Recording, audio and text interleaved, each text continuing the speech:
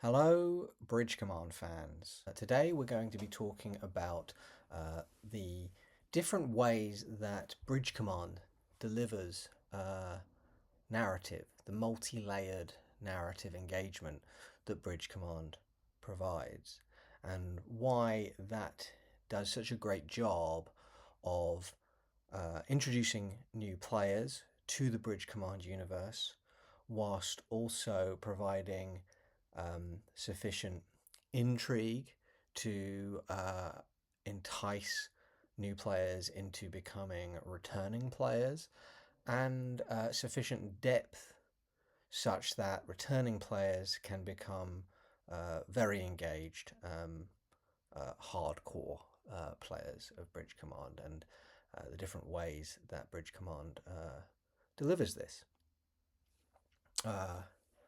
I'm Lieutenant Commander Edmund Ward, a regular Bridge Command player. And if you're on this video and you don't know what Bridge Command is, then hello, I don't know how you found this video, but welcome anyway. Bridge Command is a London voxel-based immersive theatre / cooperative game in which players play bridge officer roles on a science fiction starship bridge. So, for example, captain, helmsman, weapons officer, science officer, engineer, etc., to help keep the bridge running and proceed in the missions. Whilst there's a certain degree of gameplay involved and gameplay skill ceiling, etc., it is first and foremost a theatre experience, right? The crew will be challenged, but up to breaking point, but it's not really the authorial intent that crews will fail. More, the authorial intent is to give players a satisfying narrative experience. This video is absolutely not for you if you do not know any more about Bridge Command. There is a certain degree of assumption in this presentation that you are familiar with Bridge Command. This is structured as a presentation or a video essay, although the video portion will be extremely limited. I'm sure most will be able to enjoy this in a sort of podcast screen-off form, just listening to the soothing sounds of my voice. So I've given a brief overview of what Bridge Command is, but why is Bridge Command interesting in this way? It's quite unique as a medium. It's theatre, it's immersive theatre, and it can be enjoyed as a one-off, but it actually lends itself to some long-form narrative. It's in many ways more like a serialized TV or perhaps a Dungeons and Dragons campaign than it is traditional theatre, and that's pretty unique. I'm not really aware of many other places that do that. Phantom Peak, I know, has multiple different storylines that encourage players to come back, but Bridge Command does this in unique and interesting ways that I think are worthy of documenting and commenting on. It achieves this long-form narrative whilst being intimate and highly personalized. In fact, I would actually suggest that it achieves the long-form narrative by being intimate and highly personalized. You know, it's that intimacy and personalization, the fact that you really do feel like the world is responding to your choices, both on the individual mission level and is aware of your choices from previous missions going forward. That is what makes it interesting to come back to. The fact that you can earn promotions, the fact that some characters you interact with may remember you and remember the things that you've done are big draws to get a player interested in coming back and feel rewarded for coming back.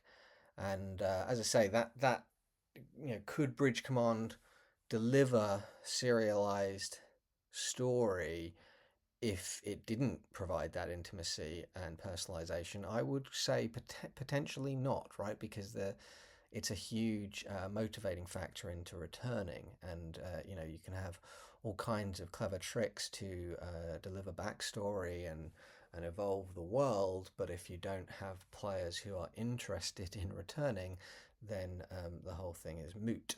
So I think the intimacy of the shows being generally between 4 and 14 people, and the fact that they are recording and trying to call out past deeds is a big factor in why this ambitious mode of storytelling works and is to some degree commercially viable.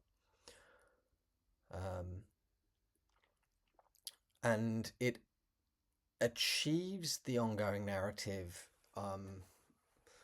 on multiple different levels for different levels of engagement.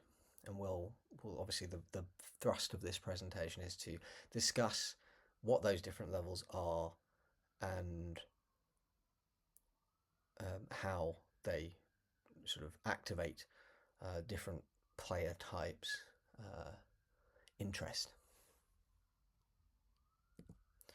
So this presentation is going to provide an overview and some commentary on the different types of sort of narrative unit that comprise the Bridge Command universe,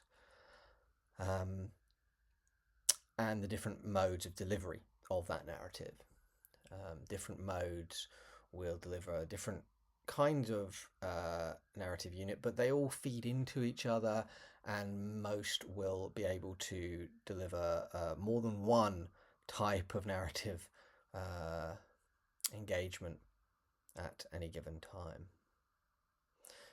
As we go, I may note some challenges and maybe even make some suggestions on how that narrative engagement could be deepened. And I will also, throughout, if it's not apparent, express my unabashed admiration for what is, I think, broadly a very successful delivery of the Bridge Command universe's narrative goals. This presentation will not contain any spoilers for Bridge Command missions, campaigns, or special events. And most importantly, this presentation will not tell you how you should be engaging with Bridge Command. There is absolutely nothing wrong with engaging with Bridge Command on a very casual level, attending one mission and enjoying the experience and not thinking that it's worth coming back to. There's nothing wrong with coming once in a while for a few different stories and not engaging with any of the deeper lore.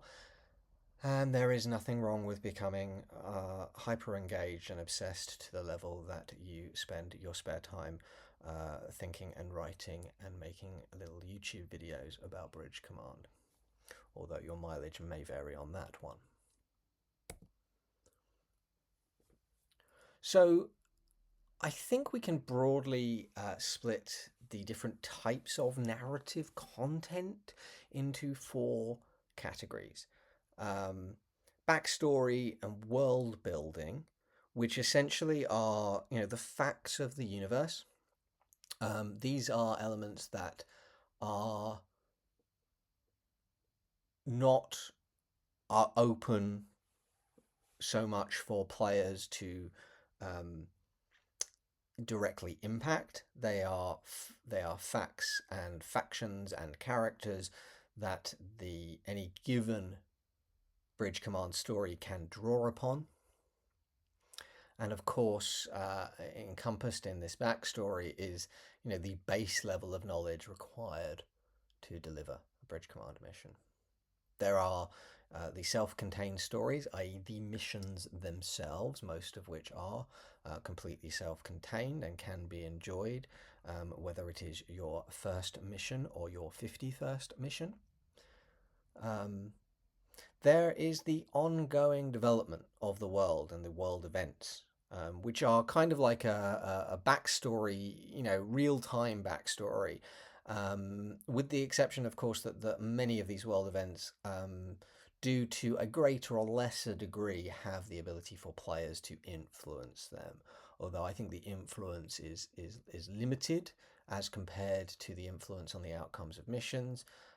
There's a little bit more push and pull in between players and the director team at Bridge Command, on the outcomes of world events, but those themselves shape the universe and eventually become part of the backstory.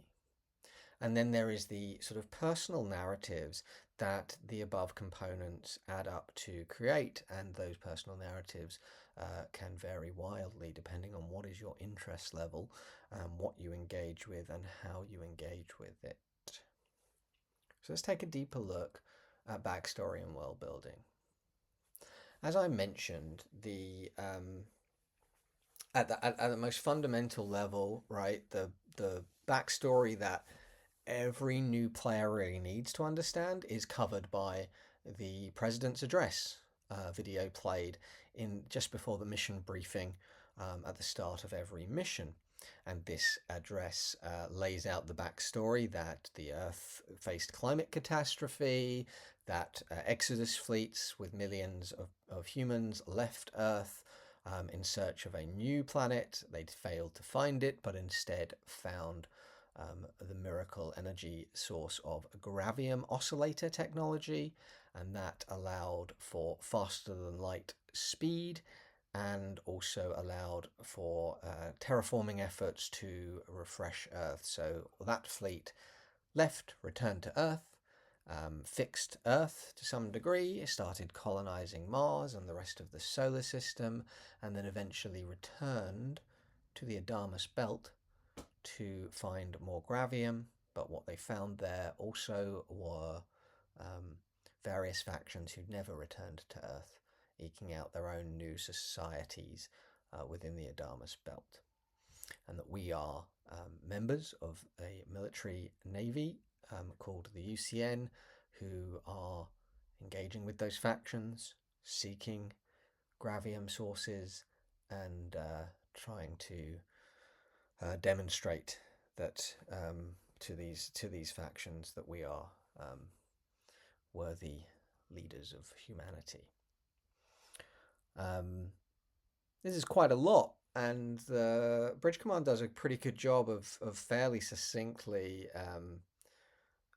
covering this. There's obviously people who go regularly can tune out a little bit or even start repeating the president's address to it, but it plays a critical role in bringing everyone up to speed about what to some degree, what the rules of the universe are, right? It doesn't explicitly say, hey, there are no aliens, but it makes it clear that the factions you'll be encountering are humans, right? And you're not expecting to see bug-eyed aliens, Klingons, or whatever in this universe. And I think that's quite an important guideline for the universe, and it's delivered to all new players. Additionally, the mission briefing itself provides any additional backstory around what factions you're expected to be interacting with on that mission, and obviously the set and the mess, and speaking with the Warspite crew as you make your way from London base through the teleporter. You meet the bartender in the mess, and your training officer. Also fill in numerous blanks, some of the science, some of the technical details of the world. But this stuff is less essential, so it is not necessarily as uniformly delivered as, say, the president's address or a formal mission briefing. But they all it all adds up to a coherent sense that this is a well thought out, lived in universe. And this is the sort of stuff that everybody engages with as sort of a precursor to um, doing even your first mission. Of course, the that's not all the backstory that there is. There are, five or so different factions from the Exodus era, famous characters, historical events from the Exodus era. There's a whole history of the formation of the UCTCN. There's subplots about contemporary, i.e., 2181 politics.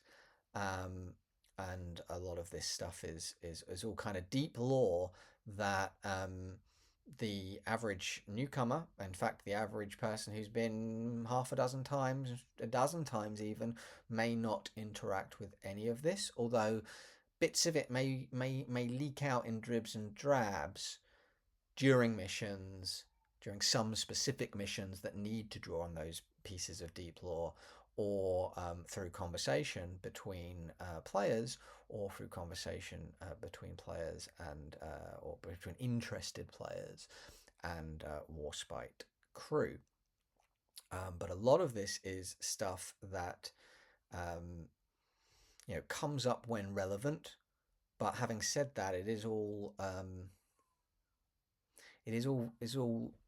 kind of most of the actors you'll encounter are well briefed on all of this.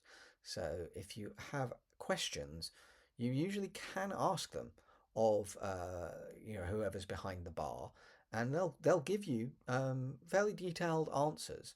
So this stuff is not forced down your throat, but it is there. It is there, and the fact that it's there, even if you're not conscious of it, is lending a texture to the world and a depth from which new stories can be drawn, and it's a satisfying reward when you do pluck up the courage to ask certain questions, even if they're not questions directly addressing the deep lore, that the actors are well versed in it enough that they will drop in things that may be relevant to an innocuous question that you perhaps ask.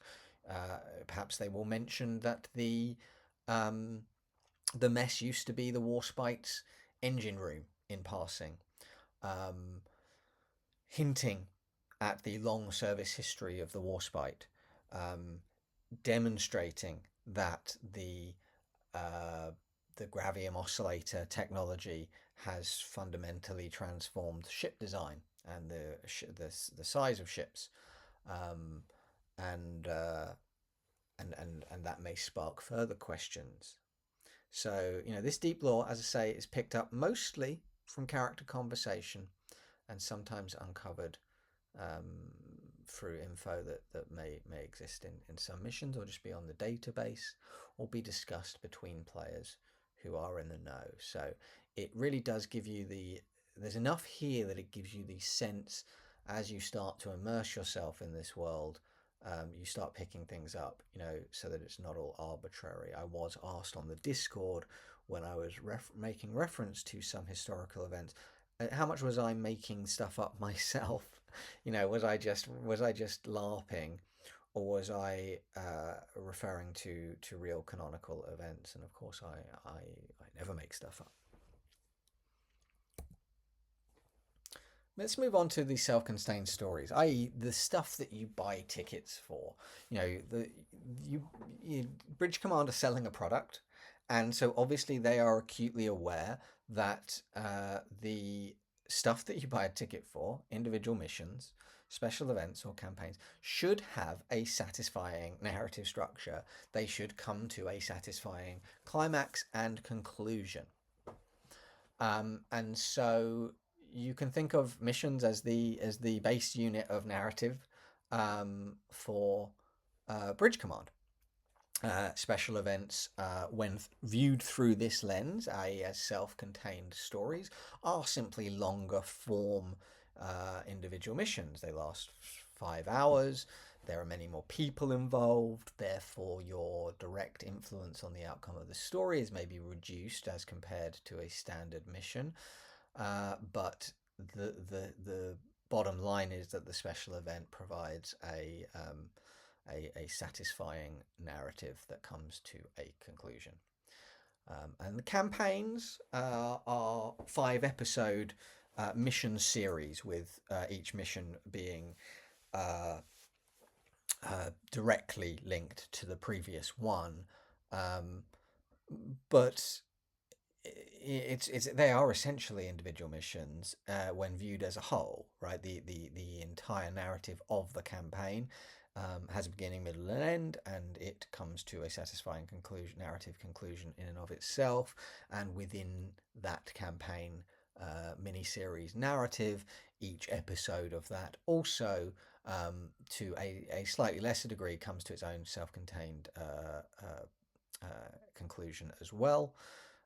So you can definitely think of the campaign as a serialized storytelling akin to the later seasons of Deep Space Nine or Battlestar Galactica, as compared to the individual missions, which are more classic episodic sci-fi. What is interesting about what is unique about all of these is that they do have a planned narrative structure, but you have a great deal, almost unprecedented level of agency over how those narratives play out, right? So each time you run a mission, it is to some degree your own personal narrative. Uh, it is, you and I could run the same mission on different occasions and come out with very different stories. Um, and this is defined by the way in which you navigate that mission. Could have very different outcomes. The way you choose to navigate that mission may be colored by the order in which you encounter missions. Is this your first mission, or is it your 10th mission? Um, and what have you seen before may be different from what I've seen before. And so my approach to the problem solving may be coloured by what I've seen before, and therefore my whole perception of the story, and the narrative that I impose on what I have experienced is different from yours, even though we've done the same mission.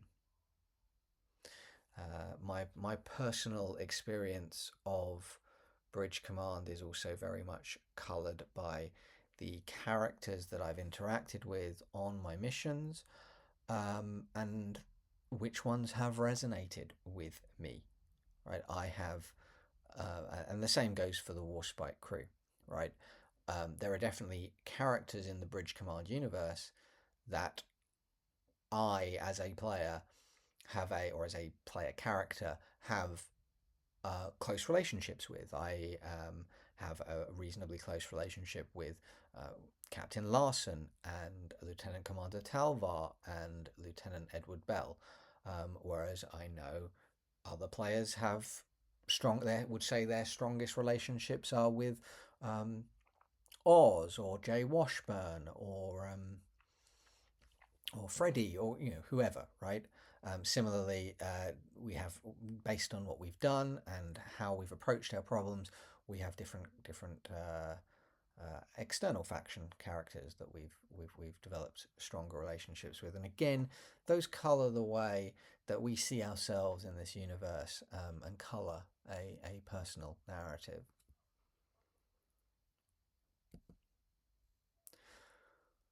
World events. There is an overarching evolving narrative to Bridge Command.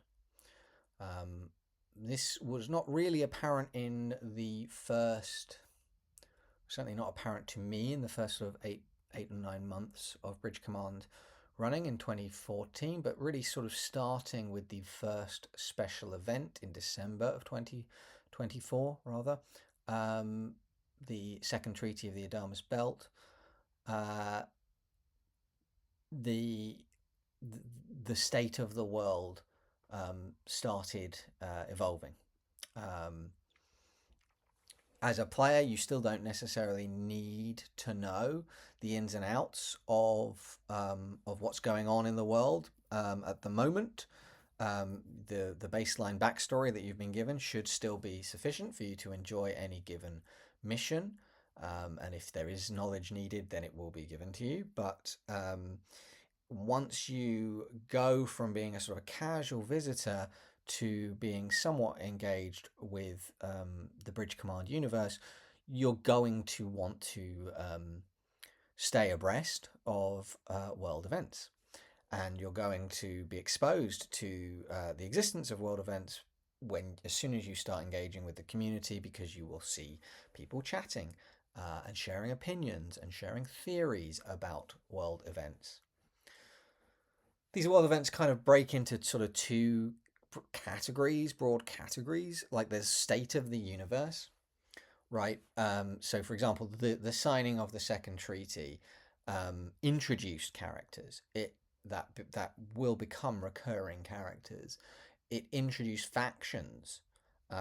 Some of the factions already existed, but I don't believe, I may be wrong, I don't believe players would have encountered the Gemini fleet or the Glees Syndicate, except perhaps treating the Glees Syndicate as pirates prior to the signing of the Second Treaty. So they then became part of the world, and that influenced the kind of missions that were starting to be written and starting to be available. Other state of the universe things would include, say, the events of Pirate Council. But so most of these are happening through the special events that are run periodically. But some of this stuff is also done through asynchronous roleplay, which we'll touch on in more detail later. But for example, at time of recording, there is currently an election campaign happening for the election of the next president of the UCTCN. And if the incumbent loses, then at the very least, we will see a new president's address at the start of every mission. Um, so that will be a world event that new players won't know has changed, but recurring players will see the impact of, at least on that cosmetic level, and possibly in the nature of the stories that are written about this new president. So that's state of the universe stuff. And then, equally important, and especially for different, people who perhaps are less interested in world building and more interested in character drama, there is a kind of soap opera to some degree going on with the characters that we'll regularly see on the Warspite, mostly UCN personnel. Again, some of this is driven by world events. For example, at War Games, Edward Bell and Captain Taylor were both hauled off for tribunal. Some characters will be promoted, some characters will be demoted, and there indeed is other gossip between Warspite crew. Gossip about potential romantic relationships, gossip about people's attitudes about things, people's characters' attitudes to one another. This is all something that's players may be interested to follow and indeed contribute to. And some of that world building is delivered through the special events, as I've mentioned, but some of it is done through the asynchronous roleplay of the Discord, which is the fan community, which again at time of recording is about 700 players strong, and it contains gameplay discussion. It contains a crew finder to find crews to play with, but it also contains lore discussion and general chit chat, mostly in character. Particularly on the side of the Warspite crew, they more or less always interact in character on the Discord. So, at the very least, the Discord provides characterization of the different Warspite crew members. And I have to say, this introduction is has had a huge impact on my experience of the Bridge Command universe, particularly the Warspite crew characters. In as much as prior to the introduction of the public Discord, um, I wouldn't have been able to name any of the Warspite crew had you asked me. Now I can name pretty much all of them, and I could probably tell you something about their character, the character backstory, where they're from, and what kind of a person they are. And this is mostly played out on the Discord. We see them chiming into discussions. We see them chiding gung ho officers, or trying to tamp down on speculation, or getting involved in speculation. Um, so there's at least some characterization. There's asynchronous sort of group role play exercises do occur somewhat informally in the Discord, and these sort of tie into some of the things that have happen in the public sort of canonical events. So, a good example of this on the character side is when Captain Taylor and Ed Bell were called in for tribunal at the end of War Games. There was an opportunity for officers to write their own character references to be used as evidence in that tribunal, and many officers wrote in character detailed recollections of what they understood to be the good character of those two UCN officers. There is also obviously ongoing role play. Some of it player and player led, with minimal contribution from the, the actors, and then other bits of role play do play out. We see characters communicating with each other, on inviting them for drinks in the mess, etc. on these public channels. There is also a little bit of what I would call private canonical roleplay going on the Discord, and also happening in the mess, right? For example, prior to Pirate Council, there was some info gathering done by some UCN crew, some players, and passed on to Lieutenant Commander Layla Talvar, to which then made its way into diplomatic notes given out at the special event. So this was role play that was leading role play and sort of character player talk that was feeding directly into the materials that the players were looking at that event. I myself have, in campaigns and in standard missions and as part of private canonical roleplay, asked Warspite crew to pass on messages to other Warspite crew or even to other factions. So this is kind of here. It is mostly, being engaged with by a fairly small community of hyper engaged players. But it is there. I don't know how well it would possibly scale to if everyone was trying to get involved on that.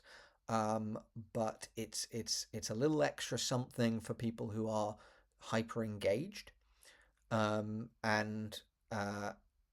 it helps turn those hyper engaged people into players that also bring other players along for the ride. But by which I mean, they can speak to other players to gather information that can then inform messages that they may wish to be passing on to other factions. I don't think this roleplay has a huge impact on the outcome of the world events or characters, but it is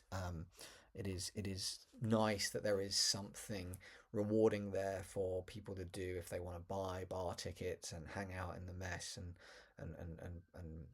try to tug at the less well known corners of the Bridge Command universe. And I would also throw in here into this category the writing of personal logs. Now, for the avoidance of spoilers, people no longer post personal logs of ongoing missions, of one-off missions. But since the special events are not rerun, we do have a number of people writing personal logs of the special events, and so that creates a kind of a shared chronicle of what happened at these one-off events. This allows people who didn't make the event to find out what happened. It allows players to sort of characterize their own experience, filter the facts of the day through their own experience of those events, and that in itself contributes to the shared understanding of what actually went down at those events, rather than them just being dispassionate lists of facts. Um, they are narratives in and of themselves, albeit ones heavily inspired by the narrative that was played out by groups of players. So that those are essentially the different types of role play and different types of narrative that go on. We'll take a quick look at some diagrams that I've drawn. Underpinning everything is essentially the backstory of the Bridge Command universe. The backstory feeds into the ongoing story. In some cases, which with the ongoing story, which we broadly are characterizing as the special events: Second Treaty, War Games, Equinox, Pirate Council, Perfect Storm, and Daedalus. Um, some of these events have themselves, retconned in facts about the backstory, or at least that's how it seems to players, at least. But never jarringly so. Just fleshing out backstory that we otherwise did not have access to. But fundamentally, that backstory feeds into the ongoing story, or helps inform what stories can play out across the ongoing story. This backstory also feeds into the, as I mentioned, the individual missions via the president's address and the mission briefings themselves. Um, People's personal logs are mostly informed by what's going on in the ongoing story and the special events, but to some degree, to a lesser degree, those personal logs contribute to the ongoing story, and certainly contribute to players who weren't present for those events' understanding of the ongoing story. Um, there is a degree of character expression going on, and that character expression is informed by backstory of the characters, and also enriches the ongoing story. And that character expression happens through Discord roleplay, which itself also is informed by and informs ongoing story. And then there's a great degree of Discord theory craft going on, which is not something I really touched on. It's a kind of role play, I suppose, in which engaged players, consume, backstory, and try and synthesize what they know of existing and upcoming special events to try and guess what is happening behind the scenes, and what may happen in the future. And of course, all of the Discord roleplay, personal logs, theorycraft is also informed by everybody's individual personal perception of the missions that they've done. Those missions themselves are have varying outcomes depending on your decisions. Obviously, they actually have more than three possible outcomes. They're not simply a trinary choice. This is just a rough representation of the fact that there are multiple outcomes and multiple different ways of approaching each mission. So, do I have a conclusion? Not really. Other than Bridge Command is a really interesting sort of narrative space. The base level of engagement is doing a standard mission, um, doing a standard mission, and then starting to do multiple standard missions gives you a kind of interesting and unique path through the possible missions that you can do. You know, if you do an intrigue mission followed by a diplomacy mission, followed by another diplomacy mission, followed by two intrigues, and then a military, your perception of the Bridge Command universe is going to be somewhat different to the player whose first three missions were all explorations. And then they did a couple of militaries and then another exploration. They'll have seen different content, and even content that overlaps between those players. Each player is going to bring different knowledge to that experience, both in terms of gameplay and in terms of sort of narrative expectations, and therefore that's going to color the way they approach those missions, and therefore may color which outcomes they get, and what gets noted against their record, and all of that contributes to a sort of individual personal narrative about your character's personal career through the UCN, and that personal career is going to inform the ways you then engage with the community, which in turn informs decisions that may be made about the ongoing story and what you take away from that ongoing story, as well as perhaps what you contribute to it.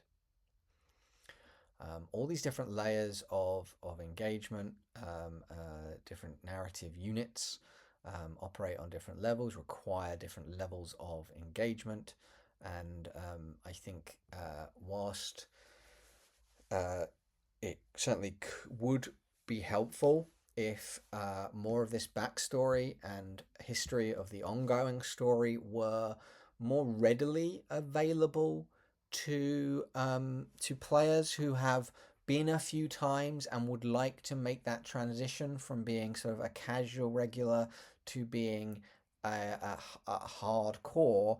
I think we are missing materials that make that transition easier. Right now, basically, what we say to people who really who have been on a few missions but would like to immerse themselves and be very conversant in the ongoing story and the history of the universe. What we often tell them is, just have conversations with people, go to the mess and talk and act his ear off, or chat with experienced players. And, that's not everybody's cup of tea for engaging. Some people would like to read a wiki. I know we've got to worry about spoilers, but I do think that there is a great deal of depth sitting here in the backstory and here in the ongoing state of the world that can be inaccessible to players who are interested in learning more. And I understand that spoilers are a factor, and if all of this stuff were just on the website, it may actually serve to make coming to that first bridge command more daunting. Oh, do I have to read this? Do I have to understand all of this in order to